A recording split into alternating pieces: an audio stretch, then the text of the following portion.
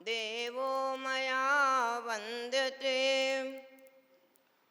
चारित्र चक्रवर्ती आचार्य श्री शांति सागर जी महाराज की, गुरुवर्य आचार्य श्री धर्म सागर जी महाराज की, आचार्य रत्न श्री वर्धमान सागर जी महाराज की, परम पूज्य विदुषी रत्न हरिका श्री जन्मती माता जी की,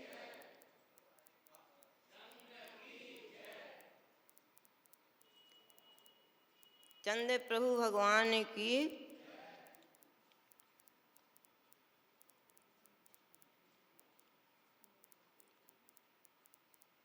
हम 16 कारण पर्व मना रहे हैं। यह अनाज ईंधन पर्व है। एक साल में 3 बार आता है। सभी साधु और श्रावक जन इस पर्व को हर्षपूर्वक व्रत उपवास त्याग दान आदि के द्वारा पुण्य संचय करते हैं।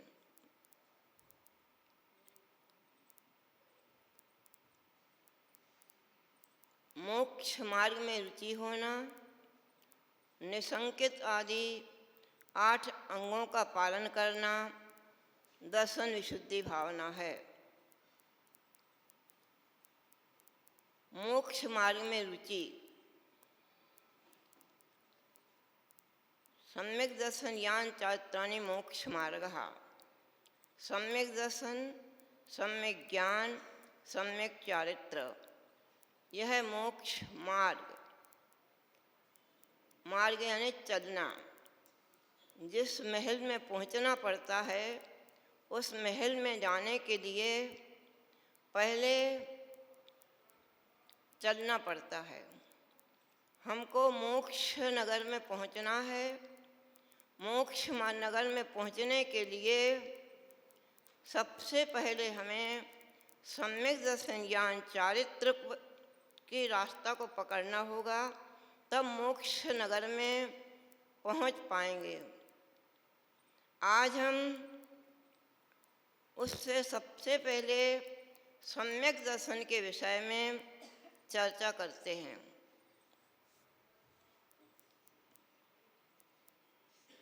सम्यक दर्शन श्रद्धानां परमार्थानां माप्तागम तपवृतां त्रिमूढ़ापोढ़मष्टंगम सम्यक दर्शन मस्मयम। सम्यक दर्शन का लक्षण समंतभद्र देव ने कहा है। सच्चे देव शास्त्र गुरु की श्रद्धा, अष्ट अंग सहित, अष्ट मद रहित, 6 आयतन सहित, 3 मूर्ता रहित श्रद्धान करना सम्यक दर्शन है।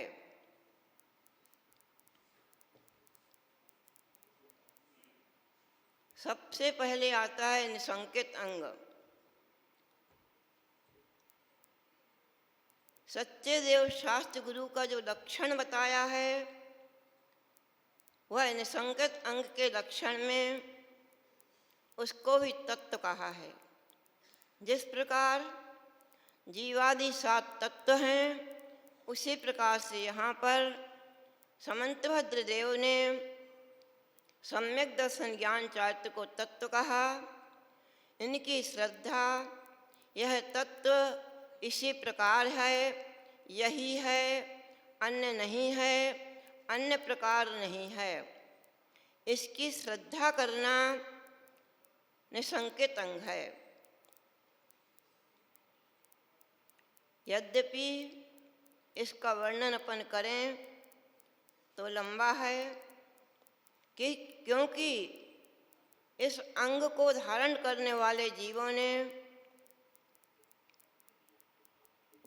अपने जीवन में मोक्ष प्राप्त कर लिया।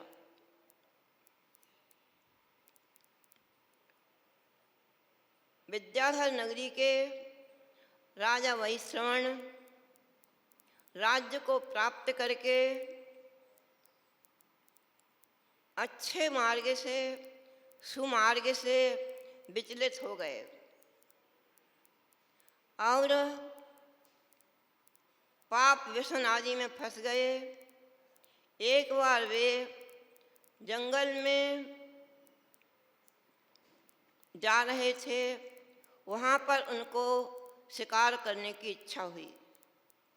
शिकार करने के लिए यत्र तत्र भ्रमण कर रहे थे। वहाँ पर एक गुफा थी।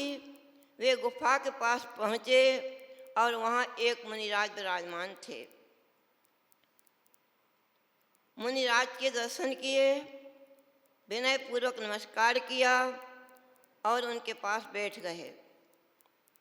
महाराज ध्यान में लीन थे।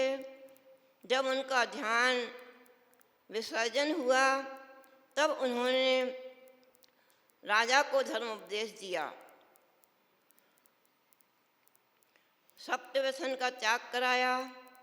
उन्होंने सम्यक दर्शन पूर्वक अनुव्रत धारण कर लिए और उस दिन पूरा दिन उन्होंने महाराज के पास व्यतीत किया। महाराज से उन्होंने पूछा, हे गुरुदेव, जिस प्रकार आप हैं उस प्रकार से और भी कोई मुनिराज विराजमान हैं क्या? महाराज ने कहा कि हैं, किंतु वे चंपा नगरी में वास पूज्य भगवान हैं। उनके सामने मैं सूरज के आगे जुगनू जैसा हूँ और सुमेरु के आगे राई जितना हूँ। वे महाराज को नमस्कार करके वहाँ से उठे और राजमहल पहुँच गए। राजमहल में जाकर के उन्होंने लोगों में घोषणा की कि मैं चंपापुरी नगरी भगवान वासपूज्य के दर्शन करने जा रहा हूँ। और वे वहाँ से चल दिए। उस समय मध्य लोक में स्वर्ग से दो देव आए थे। जब तक उन्होंने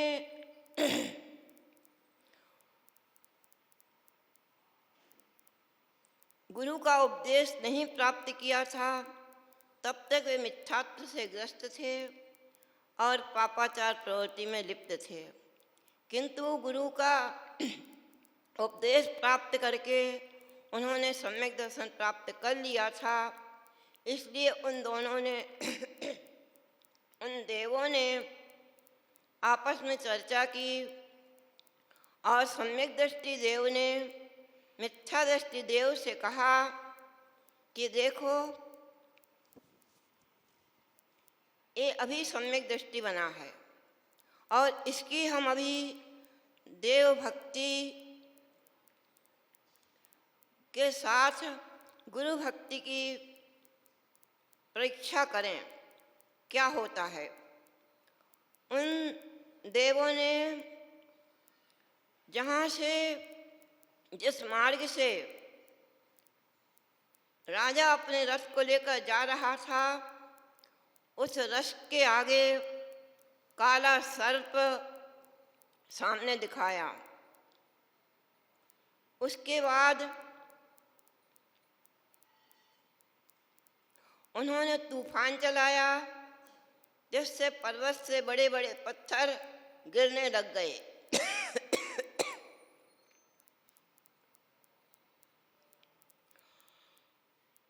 उन्होंने राजा का छत्र भंग कर दिया। रथ के आगे अग्नि लगा दी और असमय में बहुत बड़ी वर्षा कर दी। कीचड़ होने के कारण उनका हाथी कीचड़ में फंस गया और वह आगे नहीं जा पा रहा था।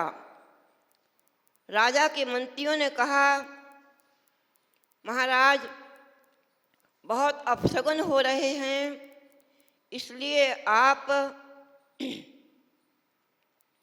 अभी चंपा नगरी ना जाएं, आज इस काम को यहीं छोड़ दें। राजा ने कहा, जिनेंद्र भक्ति अनंत अनंत संसार संतति छेद कारणम जिन राजपदाम भोज स्मरणम शरणम मम। जिनेंद्र भगवान की भक्ति करने से अनंत अनंत भाव में संचित पापों का नाश हो जाता है। यहाँ तक कि जिनेंद्र भक्ति करने वाला व्यक्ति कर्मों का नाश करके मोक्ष प्राप्त कर लेता है। राजा आगे चलने लगे और उन्होंने ओम नमः वाष्पूज्याय नमः, ओम नमः वाष्पूज्याय नमः, ओम नमः वाष्पूज्याय नमः। जिनेंद्र भगवान का जैसे ही मंत्र स्मरण किया कि उनका रथ आगे चलने लग गया और देवों की विक्रिया शक्ति समाप्त हो गई। वे आगे क्रिया से कुछ भी राजा का बिगाड़ नहीं कर सके।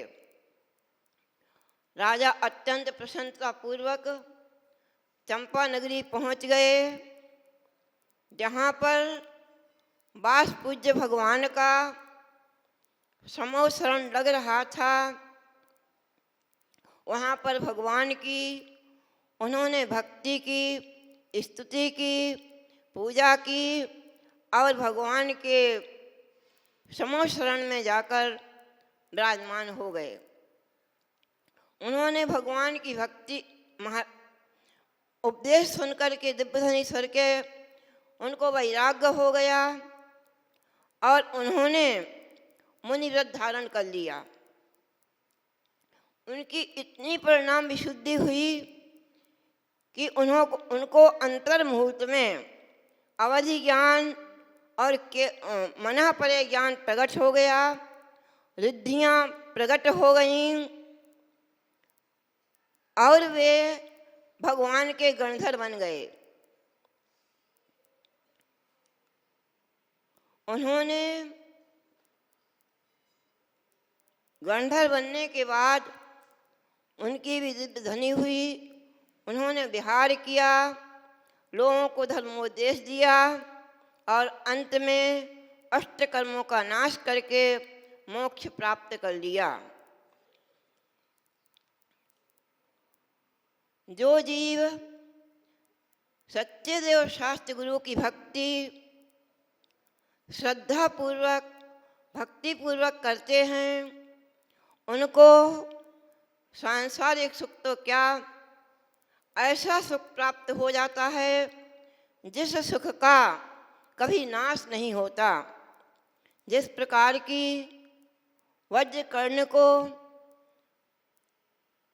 जिनेंद्र भगवान की भक्ति से सुख प्राप्त हुआ,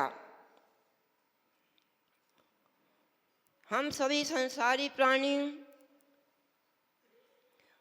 ये चाहते हैं कि हमको सभी सांसारिक सुख प्राप्त हो जाएं, किंतु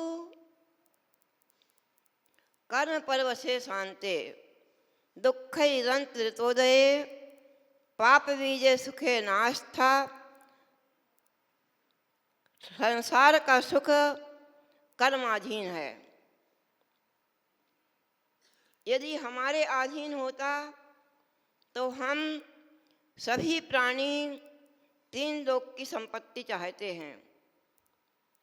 कोई भी ऐसा जीव नहीं है कि जो सभी कुछ, हमारा परिवार भी अच्छा हो, हमारा व्यापार भी अच्छा चले, हमारे लोग सब संपन्न हों, सभी का स्वास्थ्य ठीक रहे आदि अनेक प्रकार की जो इच्छाएं हैं वे सभी चाहते हैं। उन इच्छाओं की पूर्ति के लिए हम प्रयास करते हैं, किंतु ये सब इच्छाएं कर्म परवश है। कर्माधीन हैं। हम तो बहुत छोटे लोग हैं, किंतु भरत चक्रवर्ती थे। आदिनाथ के पुत्र भरत चक्रवर्ती थे। उन्होंने जब बाहुबली से के साथ 3 युद्ध हुए और चक्रवर्ती हार गए, तो उस टाइम उनको कितना दुख हुआ होगा, ये अपन सोच सकते हैं। अपन तो ये छोटे मोटे व्यक्ति से भी यदि अपमानित हो जाते हैं तो हमें कितना दुख होता, किंतु वहाँ तो इतनी बड़ी राजसभा के आगे 3 युद्ध हुए और तीनों युद्ध में भरत हार गए। तो संसार का सुख जब चक्रवर्ती भी संसार के सुख को अपने अधीन नहीं कर सकते, तो हम जैसे संसारी प्राणी उस सुख को अपने अधीन कैसे कर सकते हैं। पुरुषार्थ हमारा सच्चे देवगा शास्त्र गुरु संबंधी होना चाहिए।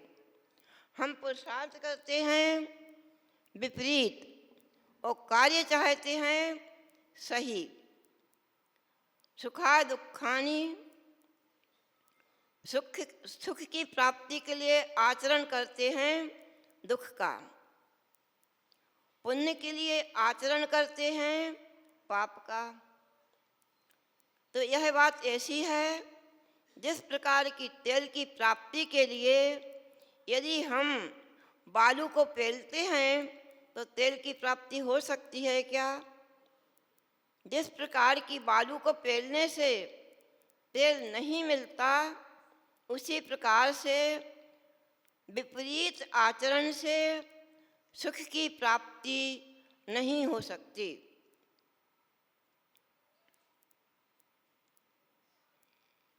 शांति, संसार का सुख कैसा है?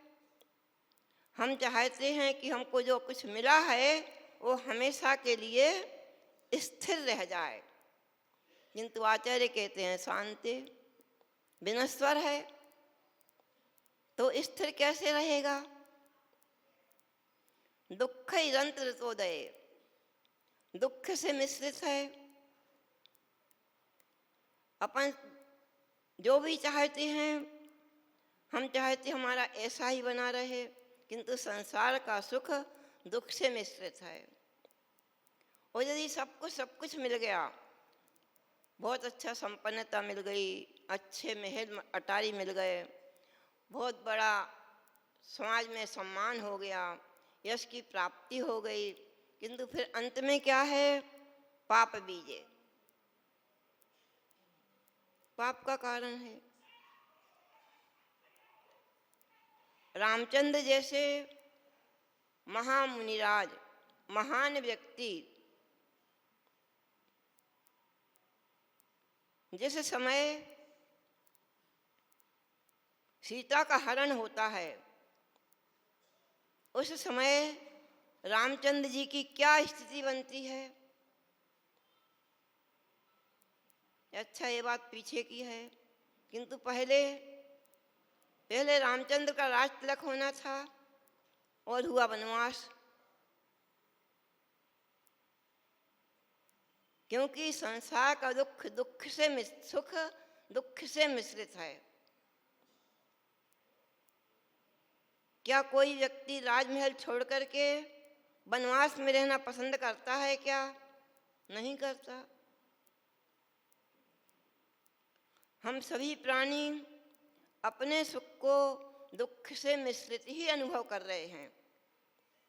शादी होती है, चाहे लड़का हो चाहे लड़की हो, अपने विषय में ना जाने कितने विचार बनाते हैं, किंतु लड़की ससुराल जाती है और वहाँ जाकर के यदि उसके सास ननद उसके अनुकूल नहीं रहते या उसको अनुकूलता नहीं रहती तो उसको कितना दुख होता है। किंतु क्या वो बोल सकती है क्या? क्या वापस पिता के घर में आकर रह सकती है क्या? रहना वही है।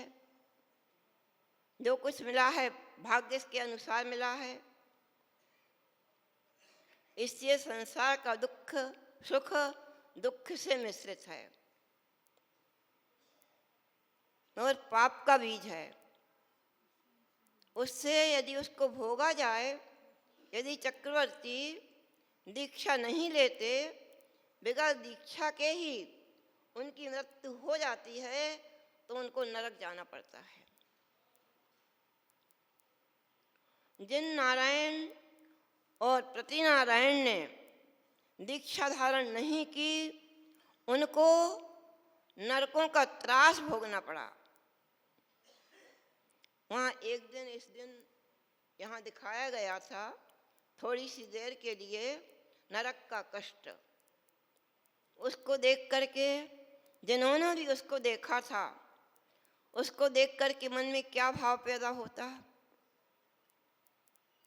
वर्तमान में हम मच्छर काटने की जितनी भी तकलीफ है, उसके लिए हम मच्छरदानी लगाते हैं और भी उसको मच्छर के हटाने के जो उपाय हैं, भले ही वो हिंसक हों, उससे मच्छरों का नाश होता हो, फिर भी हम अपनी रक्षा के लिए उपाय करते हैं। इसलिए वह पाप का बीज है।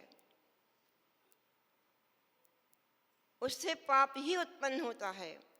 यदि हम राज सुख को भोगते हैं, जब सीता 16वें स्वर्ग में प्रतीन्द्र हो गई और वह विचार करती है कि मैं नरक में जाकर के उनको संबोधन करूं, जब वह नरक में जाती है और जो उनके इष्टजन थे उनकी वहाँ पर स्थिति जब वह देखती है, तो वह विभ्वल हो जाती है।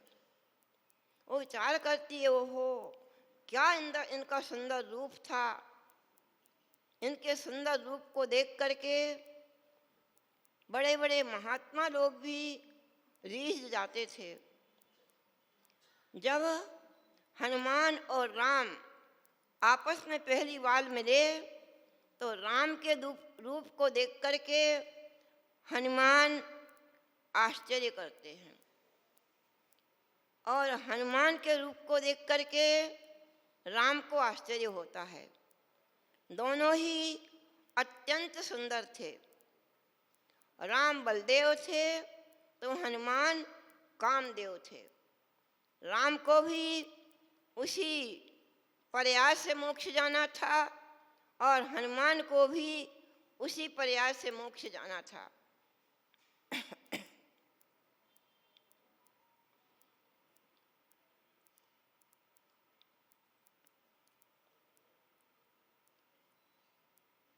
जब सीता जी दीक्षा लेती हैं, तो किसी लेखक ने कहा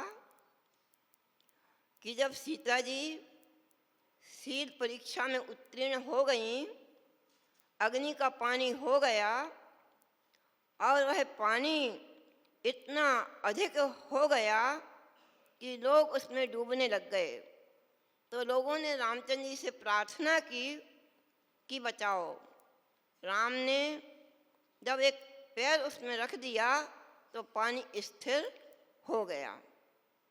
रामचंद्र सीता जी को देवों के द्वारा सिंहासन रच दिया गया, उस पर सीता को विराजमान कर दिया और लव अंकुश तैर करके माता के पास पहुंच गए। जब रामचंद्र जी सीता को कहते हैं कि तुमने जीवन में धर्म की महिमा को बहुत अधिक प्रभावना की,